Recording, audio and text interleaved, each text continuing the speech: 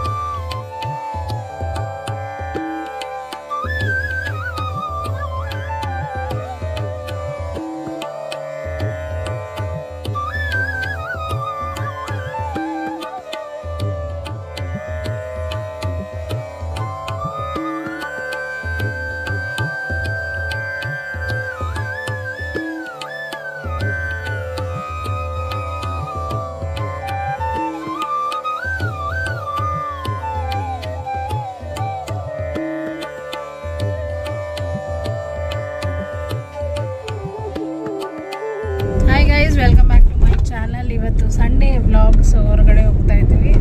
ಇವತ್ತು ಡಿಫ್ರೆಂಟ್ ಆಗಿ ಬೇರೆ ಹೋಟೆಲ್ಗೆ ಹೋಗ್ತಾ ಇದ್ವಿ.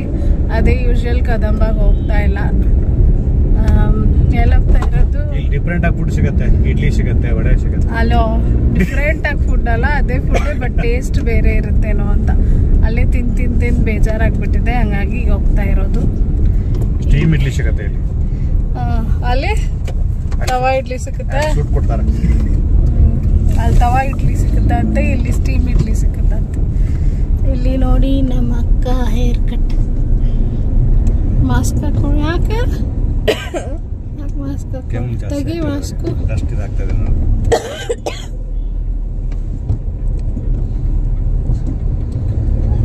ಇಲ್ಲಿ ನೋಡಿ ಯಶು ಹೊರಗಡೆ ನೋಡ್ತಾವ್. ಯಶು ಹಾಯ್ ಮಾಡು. ಇಲ್ಲಿ ನೋಡು, ಹಂಗಿನ್ನ ನಿದ್ದೆ ಆಗಿಲ್ಲ ಸರಿಯಾಗಿ.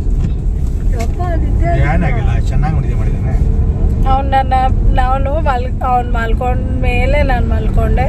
ಅವ್ನು ಹೇಳಕ್ ಮುಂಚೆ ನಾನು ಎದ್ದೆ. ಅದಕ್ಕೆ ಬೆಳಿಗ್ಗೆ ಎದ್ದಿದ್ದೆ ಕೇಳ್ತಾನೆ, ಇನ್ ರಾತ್ರಿ ಮಲ್ಕೊಂಡ್ಯಾ ಇಲ್ವಾ ಅಂತ ಕೇಳ್ತಾನೆ. ನಾನು ನಿಶಾಚರ ಪ್ರಾಣಿ ನೀನು. ನಾ ಮಲ್ಗಿದ್ದು ಎಷ್ಟು 4 o'clock ಮಲ್ಗಿದ್ದ. ಹೌದಾ ಬೇಬಿ?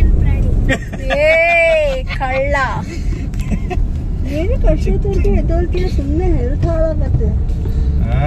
ಹೇಳದೆ ಕೇಳೋದು. ಬೇಗ ಬೇಗ ಇಷ್ಟು ಏನ್ ಮಾಡಿದ್ರು ಕೂತ್ಕೊಂಡು ಮೊಬೈಲ್ ನೋಡ್ತಿರ್ತಾಳೆ. ಬೇಗ ಹೋದ್ರು ಕೂಡ ಇಲ್ಲ, ನಾನು ಎಡಿಟಿಂಗ್ ಮಾಡ್ತಾ ಇರ್ತೀನಿ. ಕೇಳಿ, ಎಷ್ಟು ನಾನು ಎಡಿಟಿಂಗ್ ಮಾಡ್ತಾ ಇರ್ಲಿಲ್ವಾ? ಎಡಿಟಿಂಗ್ ಆಮೇಲೆ ಏನು ಇದು ರೀಲ್ಸ್ ನೋಡ್ಕೋ ಕೂತೋದು. ಅಯ್ಯೋ ಸ್ವಲ್ಪ ಹೊತ್ತು ನೋಡ್ತೀನಿ, ನನ್ಗೆ ಅವಾಗ ಟೈಮ್ ಸಿಕ್ಕೋದು. ನೀನು ಸ್ವಲ್ಪ ಹೊತ್ತಂದ್ರೆ ನಿಮ್ ಯಾರ ಕಾಟನೂ ಇಲ್ದೆ ನಾನು ನಿಮ್ದೇ ಆಗಿರೋದಂದ್ರೆ ನೈಟ್, ಅದಕ್ಕೆ ಸ್ವಲ್ಪ ಜಾಸ್ತಿ ನೋಡ್ತೀನಿ ಅಷ್ಟೇ. ಏನ್ ಕಷ್ಟಪ್ಪ ನಿನ್ಗೆ. ನಾವು 100 ಸತಿ ನಿಮ್ಮಪ್ಪ ಊಟ ಹಾಕು ಅಂದ್ರೆ ನಾನು 100 ಸತಿ ಊಟ ಮಾಡ್ತೀನಿ, ಆ ಸಾಲದು ಅಂತ ನೀನ್ ಶುರು ಮಾಡ್ಕೋತಿ. ಅಮ್ಮ ನೀರ್ ಕೊಡು, ಅದು ಕೊಡು, ಇದು ಕೊಡು ಅಂತ. ರವಿ 100 ಸರಿ ತಿನ್ನ 100 ಸತಿ ತಿಂತಾರೋ ಇಲ್ವಾ ಅಷ್ಟು ಹಿಂಸೆ ಕೊಡ್ತಾರೆ. ಇನ್ನು ಮೇಲಿರೋ ತಗೊಂಡು ರಿಯಲ್ ಹಿಂಸೆ 200 ಟೈಮ್ಸ್ ಕರಿತೀನಿ ನೆಕ್ಸ್ಟ್. ಹಾಗಾದ್ರೆ 100 ಟೈಮ್ಸ್ ಕರಿತಾ ಇದ್ದೀರಾ ಅಂತ ಒಪ್ಕೊಂಡ್ರಿ ತಾನೆ. ಒಪ್ಕೊಳ್ಳಿದ್ರೆ ಏನಾಗುತ್ತೆ ಕರೆಯೋದು ಸುಳ್ಳು ಇರ್ತತಾನೆ. ಸುಳ್ಳು ನಿಜ ಆಗತ್ತ. ಅದಕ್ಕೆ ನೀವು ಯಾರು ಕಾಟ ಇರಲ್ಲ ರಾತ್ರಿ ಹೊತ್ತು, ಅದಕ್ಕೆ ನಾನು ಸ್ವಲ್ಪ ಜಾಸ್ತಿ ರೀಲ್ಸ್ ನೋಡೋದು.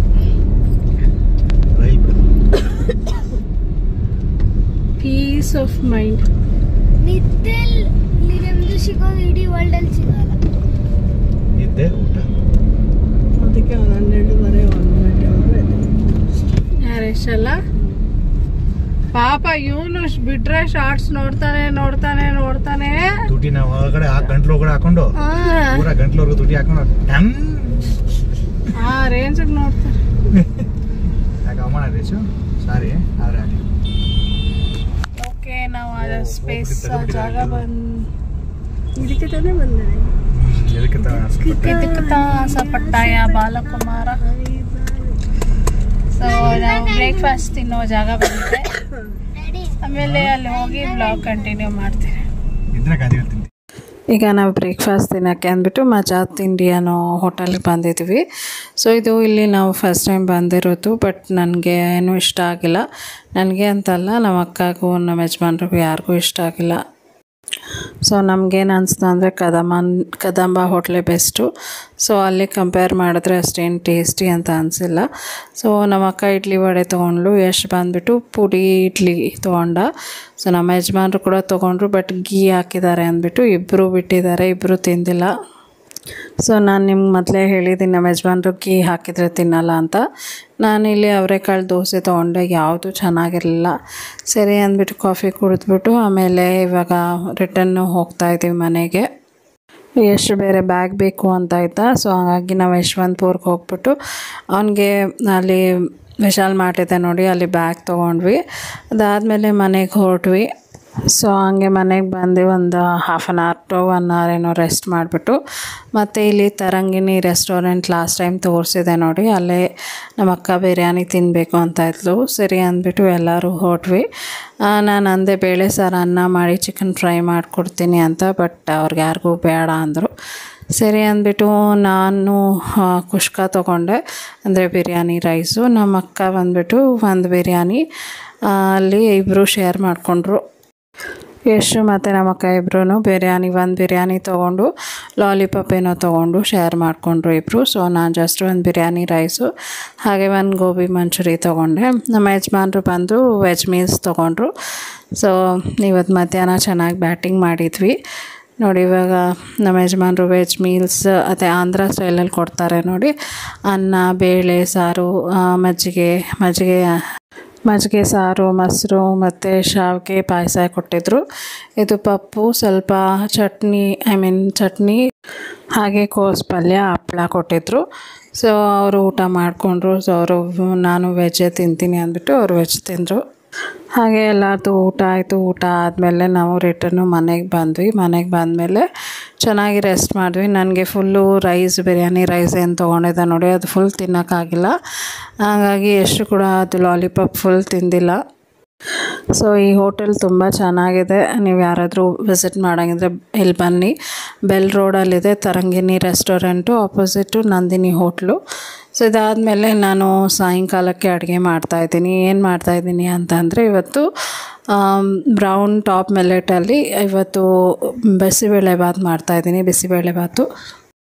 ಸೊ ರೈಸ್ ಬೇಡ ಅಂತ ಅನ್ನಿಸ್ತು. ಹಾಗಾಗಿ ನಾನು ಹೆಂಗೋ ಮಿಲ್ಲೆಟ್ ತೊಗೊಂಡು ಬಂದಿದ್ವಲ್ಲ ಅದರಲ್ಲೇ ಮಾಡೋಣ ಅಂದ್ಬಿಟ್ಟು ನಾನು ಇದು ಫಸ್ಟ್ ಟೈಮ್ ಟ್ರೈ ಮಾಡ್ತಾಯಿದ್ದೆ. ಲಾಸ್ಟ್ ಟೈಮ್ ನಾನು ಟೊಮೆಟೊ ಬಾತ್ ಮಾಡಿದ್ದೆ, ಅದು ರವೆ ಕೋಡಾ ಮಿಲ್ಲೆಟಲ್ಲಿ.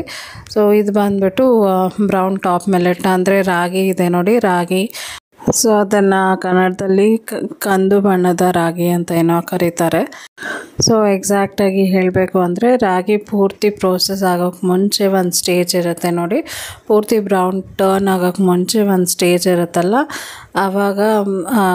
ಆವಾಗಿನ ಸ್ಟೇಜಲ್ಲಿರುವಂಥ ಕಾಳನ್ನ ಯೂಸ್ ಮಾಡೋದು. ಸೊ ಅದಕ್ಕೆ ಟಾಪ್ ಮಿಲ್ಲೆಟ್ ಅಂತ ಹೇಳ್ತಾರೆ, ಬ್ರೌನ್ ಟಾಪ್ ಮಿಲ್ಲೆಟ್ ಅಂತ. ಸೊ ತುಂಬ ಹೆಲ್ದಿ ಕೂಡ, ಮತ್ತು ಘಮ ಕೂಡ ಸಖತ್ತಾಗಿ ಬರ್ತಾಯಿತ್ತು. ನಾನು ಕುಕ್ಕರಲ್ಲಿಟ್ಟು ವಿಸಿಲ್ ಕೊಟ್ಟಿದ್ದೆ ನೋಡಿ, ಅವಾಗ ಸಖತ್ ಘಮ ಬರ್ತಾಯಿತ್ತು. ಸೊ ಇವಾಗ ನಾನು ತರಕಾರಿನೆಲ್ಲ ಕಟ್ ಮಾಡ್ಕೋತಾ ಇದ್ದೀನಿ. ಮೊದಲಿಗೆ ಈರುಳ್ಳಿ, ಹಾಗೆ ಬೀಟ್ರೋಟ್ ಒಂದಿತ್ತು, ಬೀಟ್ರೋಟ್ ಕೂಡ ಕಟ್ ಮಾಡ್ಕೋತಾ ಇದ್ದೀನಿ. ಹಾಗೆ ಕ್ಯಾರೆಟು ಒಂದು ಸಣ್ಣ ಪೀಸು. ಸೊ ಒನ್ ಟೈಮ್ಗಲ್ವ ಎಷ್ಟು ಬೇಕೋ ಅಷ್ಟನ್ನೇ ಮಾಡ್ಕೋತಾ ಇದ್ದೀನಿ, ಜಾಸ್ತಿ ಏನು ಮಾಡ್ಕೋತಾ ಇಲ್ಲ. ಹಾಗೆ ಒಂದು ಕ್ಯಾಪ್ಸಿಕಮ್ ಕೂಡ ಇತ್ತು, ಅದನ್ನು ಕೂಡ ಕಟ್ ಮಾಡ್ಕೋತಾ ಇದ್ದೀನಿ.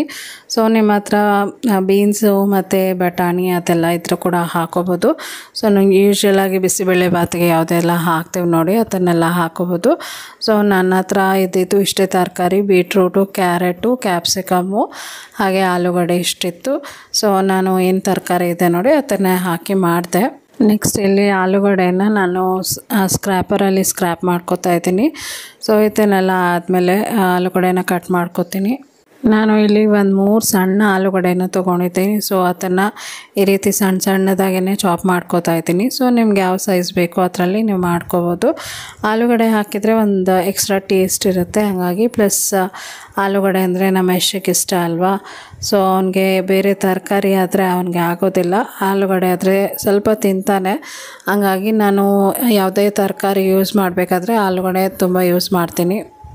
ಸೊ ಇವಾಗ ನಾನು ಒಂದು ಕುಕ್ಕರ್ನ ತೊಗೊಂಡಿದ್ದೀನಿ. ಇದಕ್ಕೆ ನಾನು ಹೆಸರು ಬೇಳೆನ ಒಂಚೂರು ಹಾಕೋತಾ ಇದ್ದೀನಿ, ಅಂದರೆ ಸುಮಾರು ಒಂದು 30-40 ಗ್ರಾಮ್ ಅಂದ್ಕೊಳ್ಳಿ. ಈಗ ನಾನು ಬೇಳೆನ ತೊಳೆದಿಟ್ಕೊಂಡಿದ್ದೀನಿ. ಇದಕ್ಕೆ ನಾನೇನೇನು ತರಕಾರಿ ಎಲ್ಲ ಹಚ್ಚಿಟ್ಕೊಂಡಿದ್ದೆ ಅಲ್ಲ ಅದನ್ನೆಲ್ಲ ಸೇರಿಸ್ತಾ ಇದ್ದೀನಿ. ಹಾಗೆ ಈರುಳ್ಳಿನೂ ಕಟ್ ಮಾಡ್ಕೊಂಡಿದ್ದಲ್ಲ ಅದರಲ್ಲಿ ಅರ್ಧ ಭಾಗ ಈರುಳ್ಳಿ ಮಾತ್ರ ನಾನು ಇದಕ್ಕೆ ಸೇರಿಸ್ತೀನಿ. ಸೊ ಇದಕ್ಕೆ ಟೊಮೆಟೊ ಕೂಡ ಆ್ಯಡ್ ಮಾಡಬೇಕು. ಇವಾಗ ಟೊಮೆಟೊ ಕೂಡ ಚಾಪ್ ಮಾಡ್ಕೋತೀನಿ. ಸೊ 2 ಟೊಮೆಟೊ ನಾನು ಯೂಸ್ ಮಾಡ್ತಾ ಇರೋದು, ನಾಟಿ ಟೊಮೆಟೊ. ಸೊ ನಿಮಗೆ ಜಾಸ್ತಿ ಬೇಕು ಟೊಮೆಟೊ ಫ್ಲೇವರು ಅಥವಾ ಟೊಮೆಟೊ ಅಂದರೆ ನೀವು ಜಾಸ್ತಿ ಹಾಕ್ಕೊಳ್ಳಿ. ನಾನು ಇಲ್ಲಿ ಜಸ್ಟ್ ನಾನು ಬಾಯ್ಲ್ ಮಾಡೋಕ್ಕೆ ಮಾತ್ರ 2 ಯೂಸ್ ಮಾಡ್ತಾಯಿದ್ದೀನಿ.